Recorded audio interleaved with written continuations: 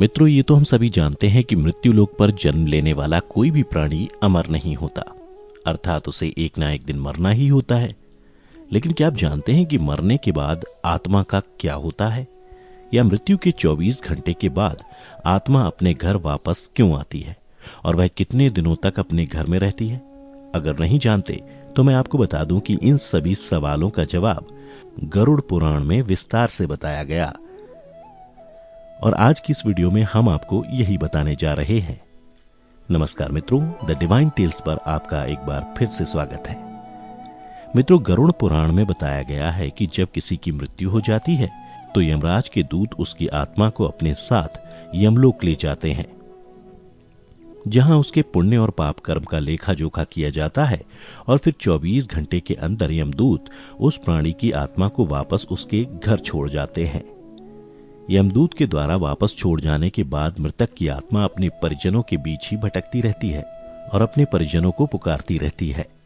लेकिन उसकी आवाज को कोई नहीं सुनता।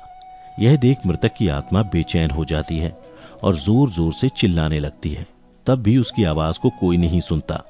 इसके बाद मृतक की आत्मा अपने शरीर में प्रवेश करने की कोशिश करती है, लेकिन यमदूत के पाश में बंधे होने के कारण वह मृत शरीर में प्रवेश नहीं कर पाती है। इसके अलावा गरुड़ पुराण में बताया गया है कि किसी की मृत्यु हो जाने पर जब उसके परिजन रोते बिलखते हैं तो यह देख मृत आत्मा दुखी हो जाती है और वह भी रोने लगती है, लेकिन वह कुछ कर नहीं पाती और लाचार होकर अपने जीवन काल में किए गए कर्मों को याद करके दुखी हो जाती है। गरुड़ पुराण की माने तो जब यमदूत मृतक की आत्मा को उसके परिजनों के बीच छोड़ जाते हैं तो उसके बाद उस आत्मा में इतना बल नहीं रहता कि वह यमलोक की यात्रा तय कर सके। गरुड़ पुराण के अनुसार किसी भी मनुष्य की मृत्यु के बाद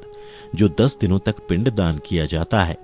उससे मृत आत्मा के विभिन्न अंगों की रचना होती है, और फिर 11वें और 12वें दिन जो पिंडदान किया जाता है उससे मृतक की आत्मा रूपी शरीर का मांस और त्वचा का निर्माण होता है, और जब 13वें दिन 13वीं की जाती है तब मृतक के नाम से जो पिंडदान किया जाता है उससे ही वो यमलोक तक की यात्रा तय करती है। अर्थात मृत्यु के पश्चात 13 दिनों तक जो मृत आत्मा के नाम से पिंडदान किया जाता है उसी से आत्मा को मृत्यु लोक से यमलोक तक जाने का बल मिलता है। मित्रों, इसीलिए गरुड़ पुराण में बताया गया है कि जब किसी मनुष्य की मृत्यु हो जाती है तो उसकी आत्मा 13 दिनों तक अपने परिजनों के बीच भटकती रहती है, और इसके बाद मृतक की आत्मा मृत्यु लोक से यमलोक के सफर पर निकल पड़ती है, जिसे पूरा करने में उसे 1 साल यानी 12 महीने का वक्त लगता है। मान्यता के अनुसार 13 दिनों तक किया गया पिंडदान इस 1 वर्ष मृतक की आत्मा के लिए भोजन के समान होता है। मित्रों, अब आपके मन में सवाल उठ रहा होगा कि अगर किसी मृत आत्मा के निमित्त पिंडदान नहीं किया गया तो क्या होगा? तो मैं आपको बता दूं कि इसका भी वर्णन गरुड़ पुराण में विस्तार से किया गया है, जिसके अनुसार जिस मृतक आत्मा के नाम से पिंडदान नहीं किया जाता है उसे 13वीं के दिन यमदूत जबरदस्ती घसीटते हुए यमलोक लेकर जाते हैं, जिससे मृत आत्मा को यात्रा के दौरान काफी कष्ट उठाना पड़ता है। इसलिए हिंदू धर्म में हर मृतक आत्मा के निमित्त 13 दिनों तक पिंडदान किया जाना आवश्यक बताया गया है। इन सब के अलावा गरुड़ पुराण में यह भी बताया गया है कि 13वीं के दिन मृतक के निमित्त परिजनों के द्वारा किया जाने वाला भोज कर्ज लेकर किया जाए तो मृत आत्मा को शांति नहीं मिलती। मृत आत्मा को इन बातों का बड़ा ही कष्ट होता है और मन ही मन सोचता है कि काश मैं अकेले ही ये कष्ट भोगता। साथ ही गरुड़ पुराण में यह भी बताया गया है कि जो मृतक के परिजन को कर्ज लेकर भोज करने को मजबूर करता है, ऐसे इंसान को यमराज कभी भी क्षमा नहीं करते और उसकी मृत्यु के बाद उसे कई तरह की यातनाएं देते हैं और फिर उसे वापस मृत्यु लोक में भेज देते हैं। साथ ही गरुड़ पुराण में यह भी बताया गया है कि जो मनुष्य जीवित रहते पुण्य कर्म करता है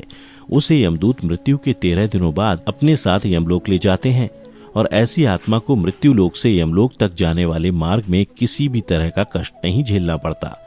वहीं जो मनुष्य अपने जीवन काल में बुरे कर्म करता है उसे यमदूत पूरे रास्ते कई तरह की यातनाएं देते हैं, जिससे वह थर थर कांपने लगता है और यमदूतों से बार बार क्षमा मांगता है, लेकिन यमदूत उसे क्षमा नहीं करते। इसके बाद जब पुण्य आत्मा यमलोक पहुंचती है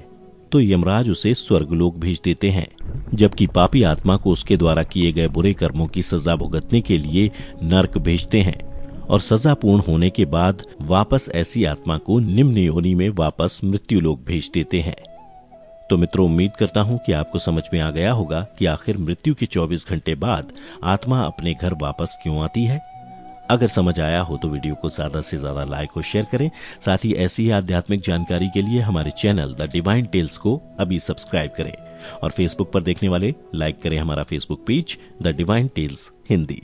फिलहाल आज के लिए बस इतना ही। इजाजत दें। आपका बहुत बहुत शुक्रिया।